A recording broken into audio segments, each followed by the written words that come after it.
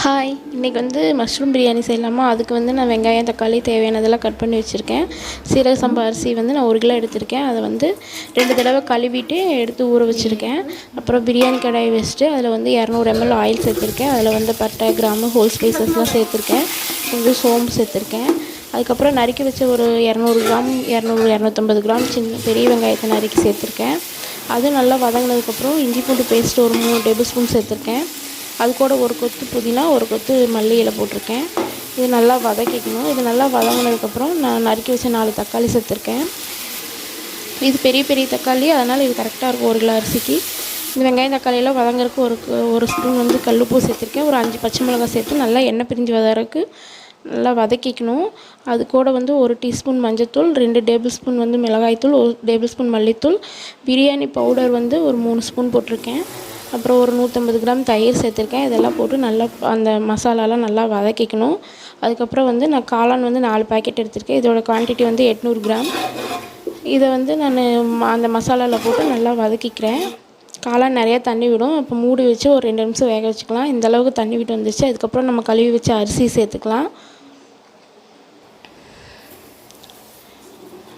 அரிசியை போட்டு நல்லா ஒரு வதக்கிட்டு நான் 1 கிளாஸ் அரிசிக்கு 1.25 கிளாஸ் தண்ணி வச்சுருக்கேன். இது ஓப்பன் பாட்டுங்காட்டி கொஞ்சம் தண்ணி ஜாஸ்தியாக வச்சுருக்கேன். குக்கர்னால் 1.5 டம்ளர் கரெக்டாக இருக்கும்.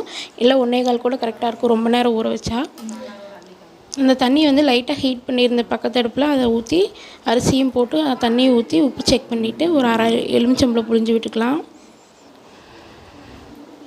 எனக்கு உப்பு காரம் எல்லாமே கரெக்டாக இருக்குது. செக் பண்ணியாச்சு. இப்போ மூடி வச்சிடலாம். எல்லாம் அரிசி தண்ணி எல்லாம் சேர்ந்து கொதித்து வரட்டும்.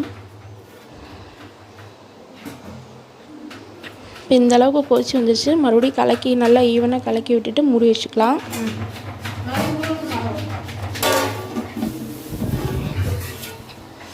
மறுபடியும் ஓப்பன் பண்ணி பார்த்தா அரிசியும் தண்ணி இந்த அளவுக்கு சேர்ந்து வந்துருச்சு. இது இன்னும் கரெக்டாக இருக்கும் தம் போடுறதுக்கு. இப்போ எல்லாம் கலந்து ஈவனாக கலந்து விட்டுட்டு மேலே நெய்யும் மல்லித்தழையும் தூவி மூடி வச்சுக்கலாம். நான் ஒரு 2 டேபிள் ஸ்பூன் நெய் சேர்த்துருப்பேன்.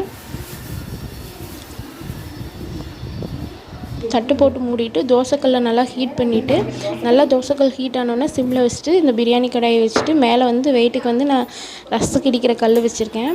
ஒரு 1/4 மணி நேரம் கழித்து ஓப்பன் பண்ணால் இந்த மாதிரி பிரியாணி சூப்பராக ரெடி ஆயிரும்.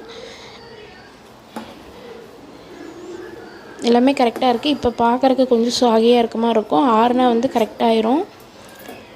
பிரியாணி சூப்பர் டேஸ்ட்டாக இருந்தது. இந்த மாதிரி நீங்களும் செஞ்சு பாருங்கள். எங்கள் சேனல் பிடிச்சிருந்தா சப்ஸ்கிரைப் பண்ணுங்கள். தேங்க்ஸ் ஃபார் வாட்சிங்.